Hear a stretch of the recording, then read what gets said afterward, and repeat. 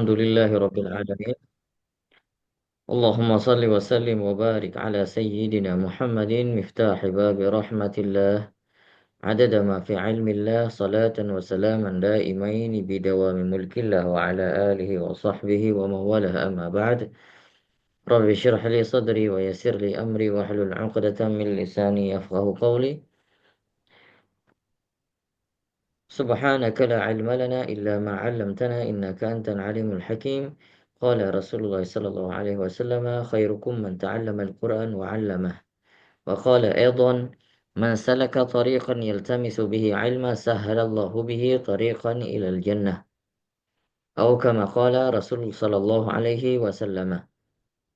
Alhamdulillah, pada malam hari ini kita masih diperkenankan oleh Allah Subhanahu wa taala untuk bertemu kembali bertatap muka via Zoom guna untuk melanjutkan kajian muqaddimah jazariyah kita, yang dimana pada malam ini kita sudah sampai di tahap bab ahkamun mim musyaddadah wa nun. Baik, saya izin share dulu.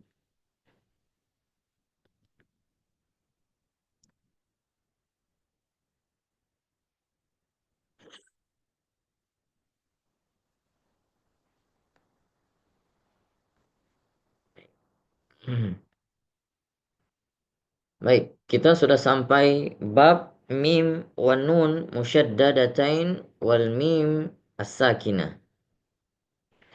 Ini di dalam bab ini dijelaskan, dipaparkan oleh Nazim Al-Imam Ibnu Al-Jazari di dalam mukaddimahnya ini.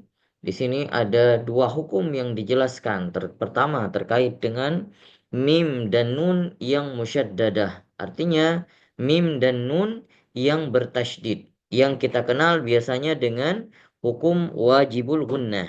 Wajibul gunnah pada mim dan nun. Kemudian nantinya Al-Imam Al-Jazari baru menjelaskan terkait dengan nun dan mim as-sakinah. Ini masuk di mana di dalam hukum at-tajwid yang biasanya kita kenal dengan hukum izhar, hukum idgham, hukum ikhfa, dan juga hukum iqlab.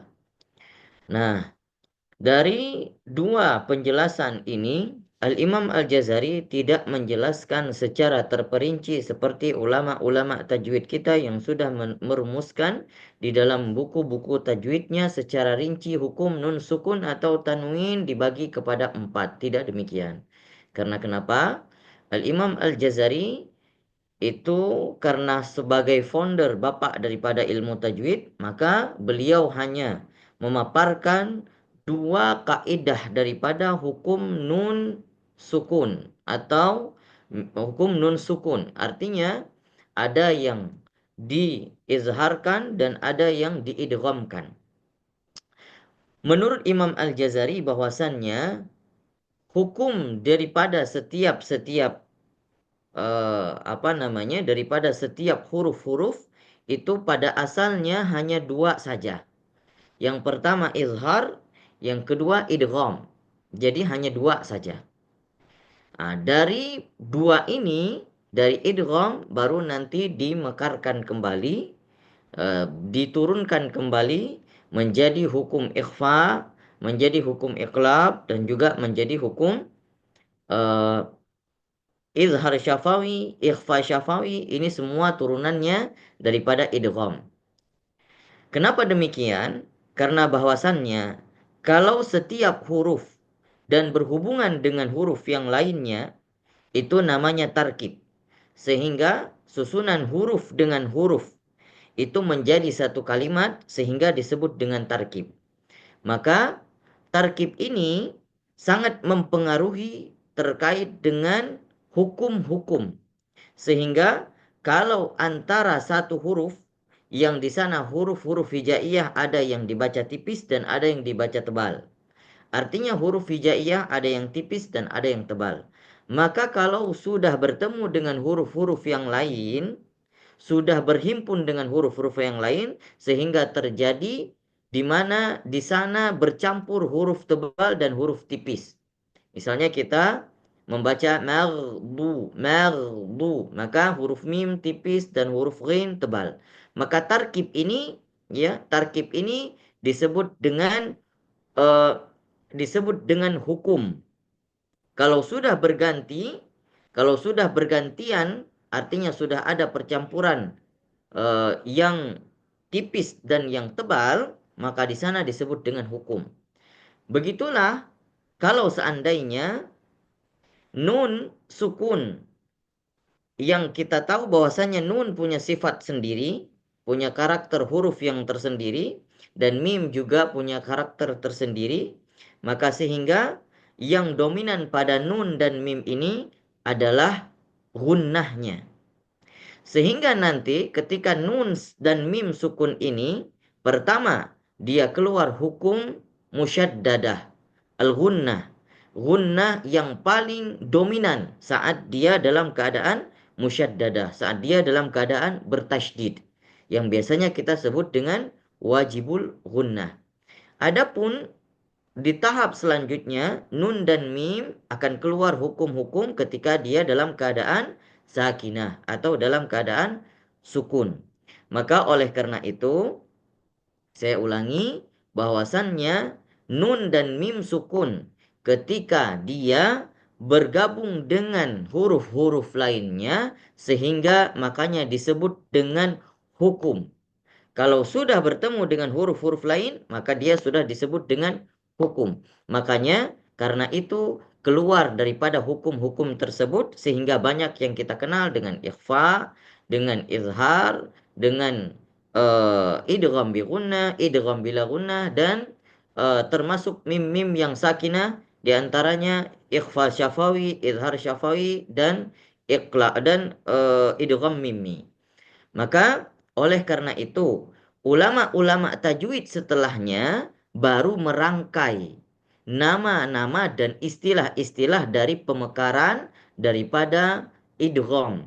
Pada asalnya Al-Imam Al-Jazari hanya membungkus nun dan mim ini kepada dua hukum saja, izhar dan idgham. Kenapa demikian? Baik, kita lihat contohnya. Kalau seandainya saya sebutkan, kalau hukum nun atau di lain nun dulu, hukum ta ketika dia sukun. Misalnya disebut dengan tutla, tutla, tutla. Nah, tutsla maka itu bisa disebut dengan izhar secara hukum asal. Secara hukum asal. Kenapa? Izhar itu dalam artian jelas. Artinya ketika dia dibacakan dalam keadaan sukun pun dia hurufnya jelas, tidak terkontaminasi dengan beberapa sifat-sifat dan karakter huruf setelahnya. Berbeda hal dengan idgham. Nah, ketika kita baca tutla, maka itu izhar, artinya jelas. Kalau seandainya ada daripada hukum idgham yang sehingga harus mengurangi karakter daripada huruf di depannya atau sifat-sifat huruf di depannya, maka itu disebut dengan idgham. Sama seperti kita mengenal dengan idgham, misalnya idgham mutajanisain. Misalnya ketika kita sebut kata basauta, tulisannya basauta, ba sin to dengan ta. Maka to dengan ta seharusnya ketika dibaca basatota harusnya begitu. Karena bertemu to dengan ta sehingga orang-orang Arab mengefisiensikan cara membaca sehingga setengah daripada sifat huruf to itu hilang.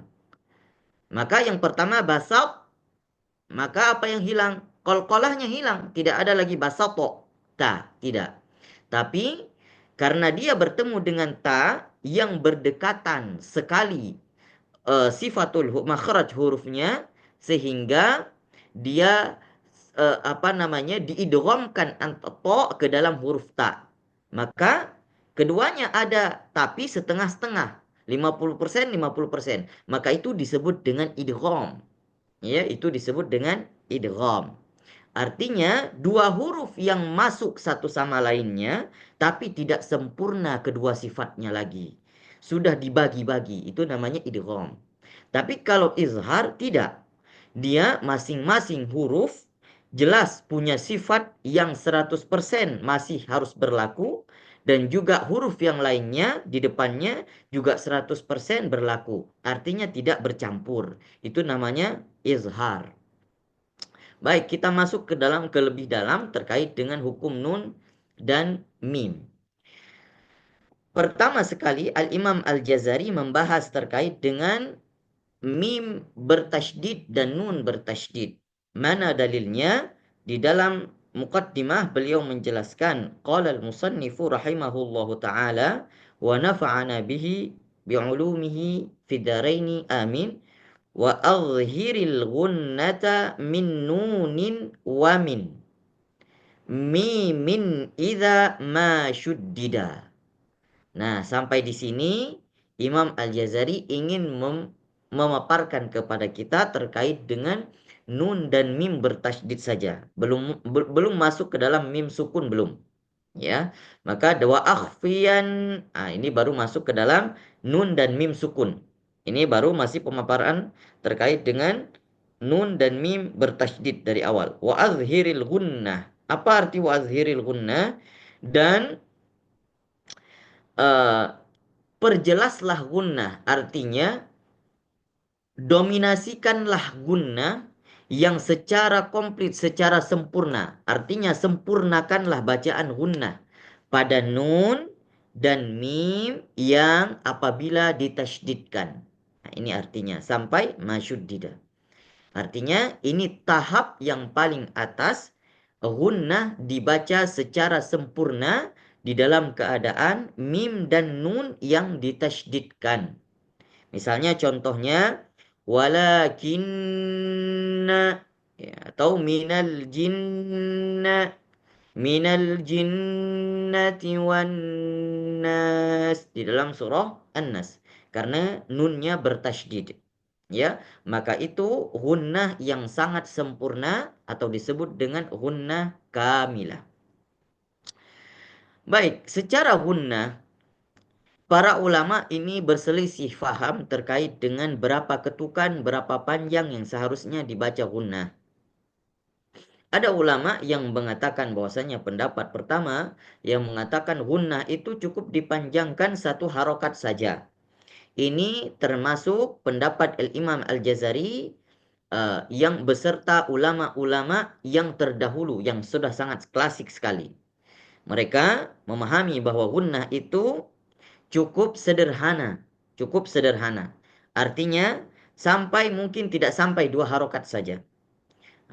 Contohnya misal minal jinnati wan nas, cukup, ya, 1,5 harokat, bisa dikatakan 1,5 harokat, tidak sampai 2 harokat, kurang daripada 2 harokat. Namun setelahnya ada pendapat yang kedua, para ulama mengatakan bahwasannya gunnah itu sama panjangnya seperti mat tabi'i, artinya 2 harokat. Misalnya dibacakan minal jinnati wan nas. Namun secara praktiknya terkadang hingga pendapat daripada ulama-ulama tajwid kontemporer yang hingga sekarang ini dipakai di lapangan bahwasannya gunnah meskipun dikatakan 2 harokat seperti mat tabi'i, tapi secara praktik di lapangan bahwasannya gunnah itu justru lebih panjang daripada mat tabi'i. Ya, tapi para ulama membolehkan, ya, membolehkan.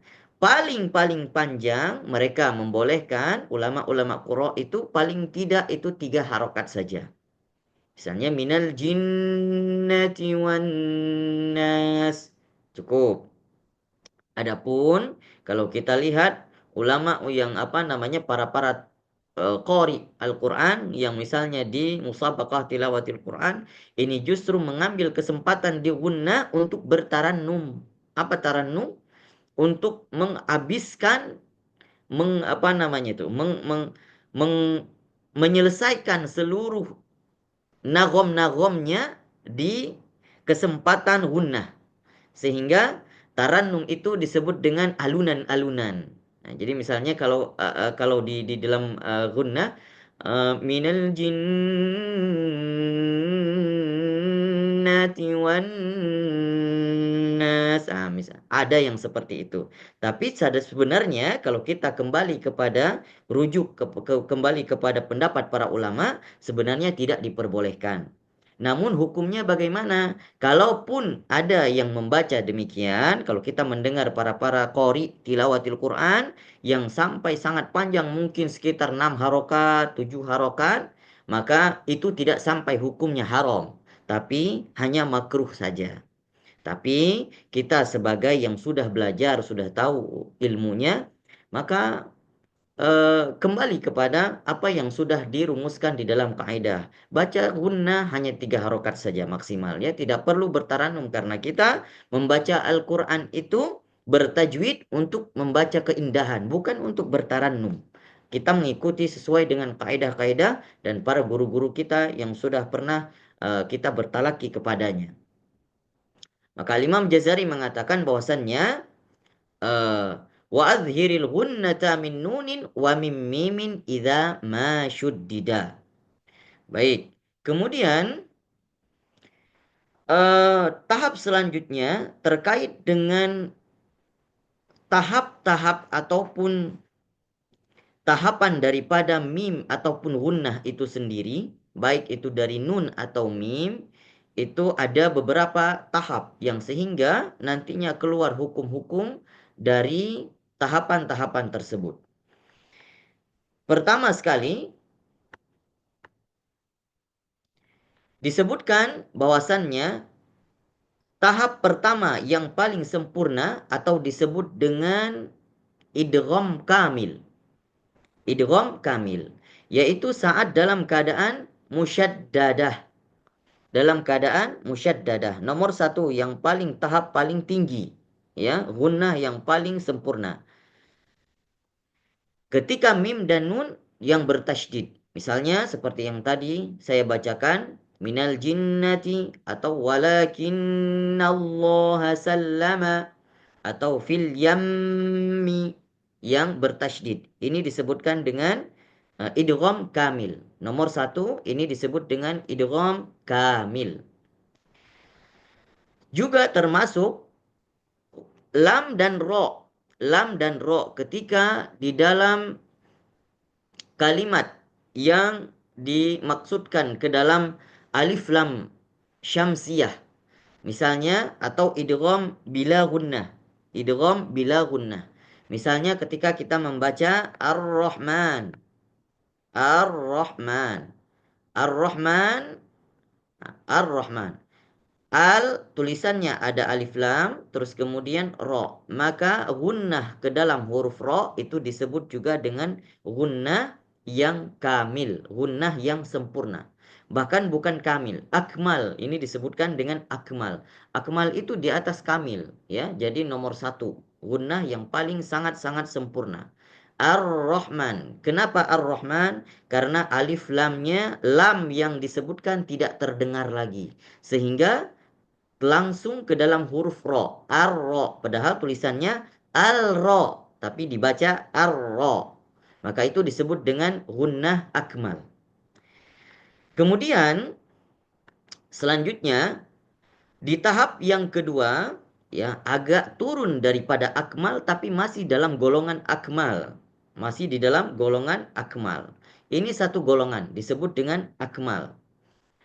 Mudghamah ketika nun sakinah bertemu dengan waw atau bertemu dengan ya. Nun sakinah bertemu dengan waw atau dengan ya. Yang disebut dengan biasanya idgham bi gunnah.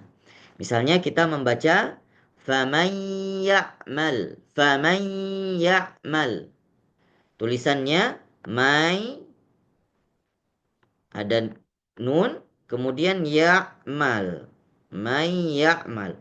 Maka harusnya ketika kalau dibaca izhar, dibaca jelas, nunnya harus terdengar harusnya. Man ya'mal. Tapi ketika dibacakan dan dimasukkan ke dalam huruf ya, maka nun sudah hilang. Sehingga ketika nunnya hilang, ya, yang terdengar hanya huruf ya, maka disebut dengan idgham kamil, idgham yang sempurna. Dia masuk secara sempurna sehingga nunnya tidak terdengar lagi, sama sekali tidak terdengar. Sama juga dengan waw. Misalnya dibacakan dengan min waliyin. Padahal tulisannya min waliyin. Tapi dibaca min waliyin. Nunnya hilang. Tidak ada sama sekali terdengar. Makanya disebut dengan idgham akmal. Idgham yang sangat sempurna. Tahapan di bawahnya ada yang disebutkan dengan idgham kamil. Idgham kamil di bawah idgham akmal. Akmal sangat sempurna. Kalau kamil sempurna. Apa yang termasuk di dalam idgham kamil? Yaitu disebut pula dengan nama lain mukhaffah, ya, atau mughfah. Apa itu mughfah? Tersembunyi. Mukhfah artinya tersembunyi. Di antaranya yang termasuk di dalam idgham kamil adalah hukum-hukum ikhfa atau huruf-huruf ikhfa yang ketika nun sukun bertemu dengan huruf-huruf ikhfa. Misalnya min syarril waswasil. Min, kemudian di depannya ada huruf sya. Min syarril. Ya, harusnya kalau dibaca min sya. Min sya.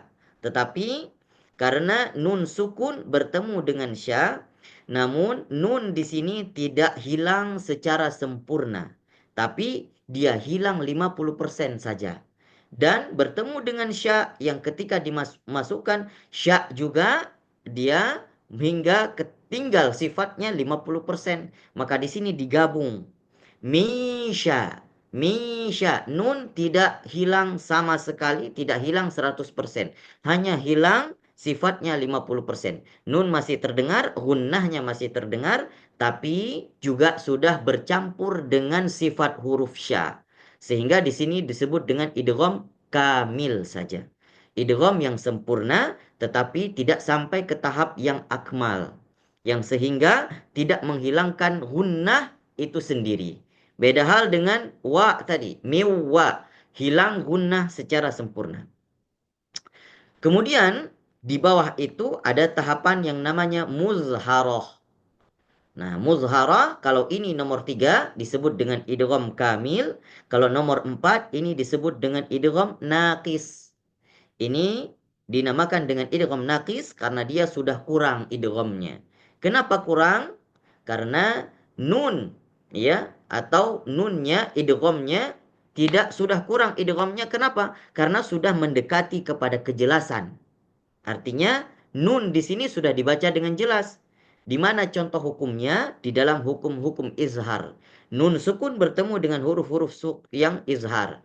Misalnya, contohnya min khaufin, min khaufin, min khaw bertemu dengan huruf kha.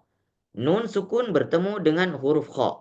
Maka tidak ada sama sekali, ya, tidak ada sama sekali idgham. Makanya dikatakan dengan idgham naqis.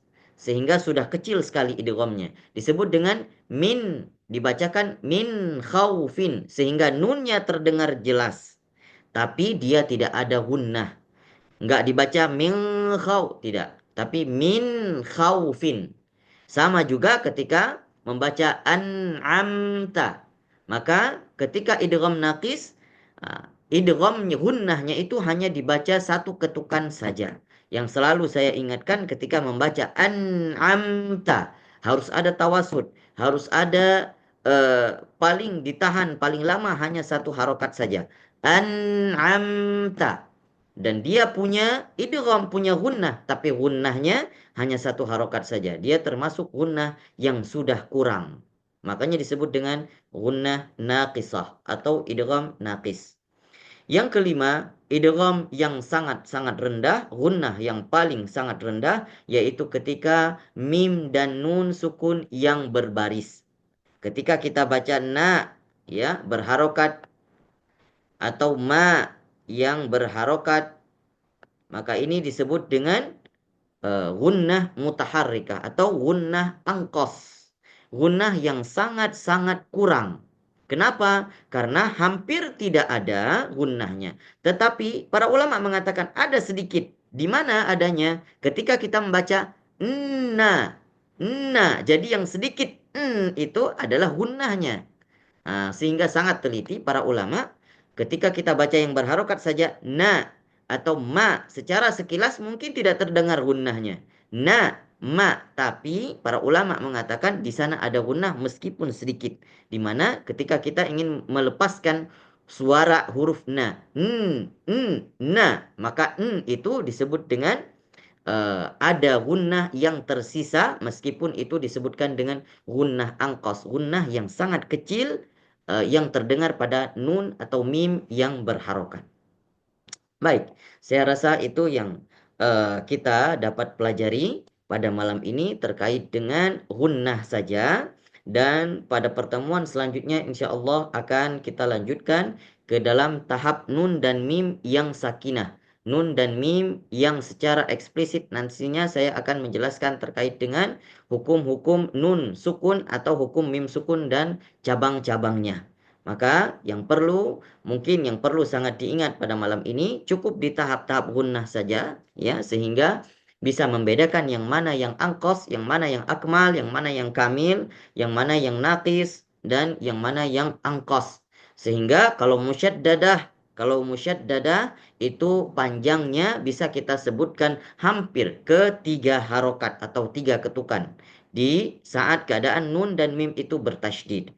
Kalau yang di bawahnya kamil itu mungkin kita bisa memendekkan ya. Bisa 2 harokat saja. Kalaupun yang naqis itu hanya 1 harokat saja, tidak boleh lebih. Maka yang ketika izhar itu ada gunnahnya tetapi hanya 1 harokat saja. Adapun yang mutaharrika yang berharokat, nun dan mim yang berharokat, maka kita membacakan sekilas mungkin tidak ada gunnah, tapi secara tidak sadar ada gunnahnya yang tersirat di dalam huruf na dan ma yang kita bacakan secara berharokat. Baik, sampai di sini. Ada yang ingin ditanyakan? Silakan. Tanya tak, bentar, bentar. Baik, silakan. Kalau yang misalkan kita yang mudah mudhomah gomah ya dengan musahada itu kalau misalkan mirip sama gitu panjangnya boleh nggak tadi itu ya? Kadang-kadang kita kan suka gitu ya. Kadang-kadang saking asiknya jadi yang ya itu mudhomah itu jadi jika seperti musahadah gitu kadang-kadang gitu. Iya. Nah, kalaupun misalnya sama, itu tidak dipermasalahkan karena nomor 1, nomor 2 ini sebenarnya itu dalam satu golongan ya, masih di dalam klasifikasi yang sama di dalam gunnah yang akmal. Meskipun di dalam bacanya ketika saat kita bacakan mungkin apa namanya terlarut ketika membaca gunnah sehingga panjangnya sama seperti musyaddadah, yaitu tidak mengapa. Tapi kalau misalnya yang bermasalah itu apa? Ketika yang muzahharah tahapan yang keempat kita samakan seperti Oh, tahapan yang pertama. Itu sangat bermasalah. oke. Begitu juga yang ikhfa sehingga yang ikhfa juga mungkin terkadang yang namanya gunnah kita samakan dulu ya. Hmm, Ikhfa juga mungkin kita samakan ya, seperti yang musyaddadah ya. Sehingga apa? Jadi seakan-akan itu yang ikhfa kita samakan semuanya ada gunnah. Yang nggak ada gunnah itu izhar. Maka kalaupun itu kita bacakan tidak sampai ke tahap yang apabila kita bacakan ke dalam hukum makruh saja tidak sampai. Namun lebih sempurna apabila kita bisa membeda-bedakan itu. Gitu. Baik. Secara hukum tidak masalah. baik, Pak. Syukron. Nyalanya silahkan kalau ada pertanyaan. Ada sedikit Pak Nunu. Kak. Baik, silakan Pak Ibkar. Pak Ustadz, kan banyak di Holakoh ini yang pernah ikut talaki lah boleh dikatakan seperti itu. Tapi kan tidak bersanad tuh Pak Ustadz. Baik. Dengan mempelajari ini tingkat ketipisan, kemudian tingkat guna segala macam itu yang bikin kami kaget gitu.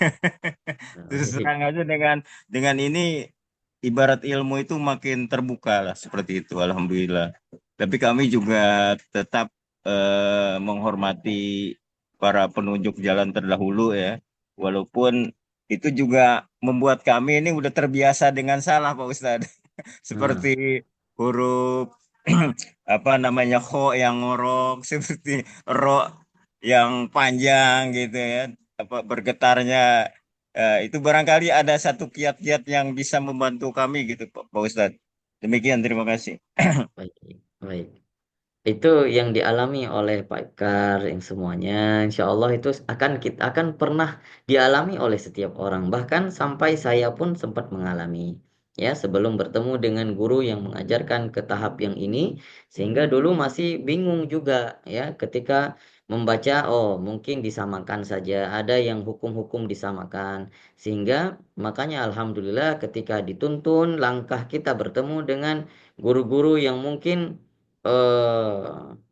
ilmunya lebih mumpuni, ilmunya lebih lebih ekspor di bidangnya itu sehingga tercerahkan kembali dan justru disitulah Allah ngasih ilham kepada kita. Makanya terkadang di dalam di dalam kiat disiplin ilmu kiroah, ya kiroah ataupun tajwid ataupun ilmu membaca Al-Quran, ya. Di sana meskipun kita talaki kadang nggak sempurna, nggak selamanya mungkin kita ketika kita talaki langsung dapat ilmunya dan kita faham langsung dari guru, mungkin juga ada beberapa kesempatan tidak langsung mendapatkan ilmu. Menurut pengalaman saya juga seperti itu. Artinya di ketika kita membaca di depan guru sehingga kita nggak tahu malah apa kesalahan kita di dalam bacaan, dan guru pun kadang nggak bilang ya karena menganggap bahwasannya kita sudah ngerti ataupun beliau juga mungkin tidak eh, keterbatasan waktu tidak sampai menjelaskan secara eksplisit kepada kita. Namun ketika ada waktu-waktu tersendiri yang menurut saya kuncinya satu, yaitu rajin-rajin mudharabah, rajin-rajin tadrib, rajin-rajin latihan. Itu yang membuat sehingga pertama talaki di depan guru mungkin nggak paham. Tapi ketika berkali-kali kita baca, misalnya contoh, membaca maghdubi alaihim, setiap kali kita terus ditegur sama guru. Salah, salah. Tapi kita merasa, wah, apa yang salah? Padahal benar. Tapi ketika kita praktik-praktik terus, maka di situ sehingga kita dikasih ilham sama Allah. Di situ kita merasa, wah, ternyata ini yang selama ini saya salah. Nah, nantinya baru sekarang kita ngeh bahwasanya ini yang dulunya saya tidak bisa, sekarang sudah bisa. Begitu juga orang yang setelah kita, yang kita ajarkan nanti, dan dia akan mengalami di fase-fase tersebut. Di mana dia sulit membaca huruf dha. Semua orang itu akan sulit. Makanya Al-Quran itu disebut dengan lughatul dhad. Lughatul bahasa-bahasa dhad, bahasa yang susah dibahasakan. Semua orang ajami, bahkan orang Arab sendiri itu susah membaca huruf dha. Tapi dengan cara belajar, latihan terus, maka itu kiat dan kunci utama sehingga Allah yang ngasih ilham langsung. Makanya ketika seorang guru pun itu mungkin benar meskipun di dalam disiplin ilmu yang seperti bentuknya tajwid ya nggak semua dia bisa memberikan hidayah secara plek ketiplek dan bisa seperti apa yang diajarkan kepada si murid, nggak semua. Justru si murid mendapatkan itu ketika dia sering latihan. Siapa yang ngasih? Allah. Nah, maka guru itu hanya murabbi, menunjukkan jalan saja. Ini jalanmu, ini jalannya seperti ini. Ini jalan menuju tahap belajar gunnah seperti ini. Sehingga mungkin ketika belajar masih masih bingung kok begini ya, kok begini sehingga kita bahkan tambahnya ilmu tambah pusing kadang ya, tambah pusing bukan tambah tercerahkan. Tapi ketika kita sering latihan, sering review, sering melihat, maka di situ Allah ngasih ilham. Menurut saya itu kiat yang menurut pengalaman saya, latihan, sering-sering latihan, sering baca, sering dipraktikkan, nah itu insya Allah Allah kasih ilham nantinya. Ya, Gitu Pak terima Eka. kasih Pak Ustadz. Sangat Baik. bermanfaat.